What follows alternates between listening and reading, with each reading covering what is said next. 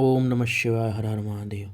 भगवान शिव देवी पार्वती से कहते हैं, देवी, प्रलय काल आने पर जब चराचर जगत नष्ट हो जाता है और सारा प्रपंच प्रकृति में मिलकर लीन हो जाता है, तब मैं अकेला स्थित रहता हूँ, दूसरा कोई कहीं नहीं रहता। उस समय समस्त देवता और शास्त्र पंचाक्षर मंत्र में स्थित होते हैं, अतः मेरी शक्ति से पालित होने के कारण वे नष्ट नहीं होते। उसके बाद मुझसे प्रकृति और पुरुष के भेद से युक्त सृष्टि होती है।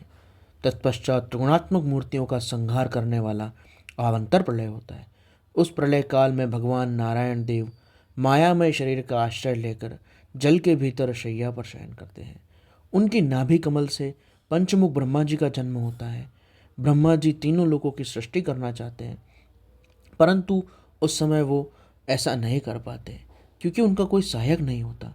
तब वह अमित तेजस्वी 10 महर्षियों की सृष्टि करते हैं जो उनके मानस पुत्र कहे गए हैं। उन मानस पुत्रों की सिद्धि को बढ़ाने के लिए पितामह ब्रह्मा मुझ भगवान शिव महेश्वर को शक्ति प्रदान करने के लिए प्रार्थना करते हैं और कहते हैं कि पुत्रों को शक्ति प्रदान कीजिए।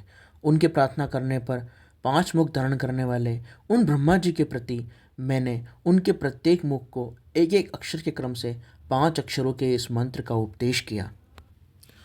लोक पिता ब्रह्मा ने 5 मुखों द्वारा क्रमशः इस मंत्र के 5 अक्षरों को ग्रहण किया और फिर वाच्यवाचक भाव से मुझे जाना।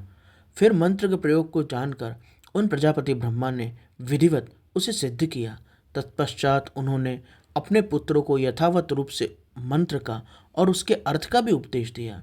तत्पश्चात साक्षात लोक पितामह ब्रह्मा से उस मंत्र रत्न को पाकर मेरी आराधना की इच्छा रखने वाले उन मुनियों ने उनकी बताई हुई पद्धति से उस मंत्र का जप करते हुए मेरू के रमणीय शिखर पर मुंजवान पर्वत के निकट सहस्त्र वर्षों तक दिव्य तपस्या की और तीव्र तपस्या की।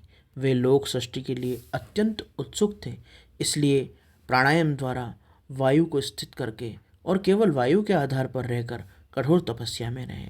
जहाँ उनकी तपस्या चल रही थी वह श्रीमान मुंजवान पर्वत मुझे सदा ही प्रिय है और मेरे भक्तों ने उसकी निरंतर रक्षा की है।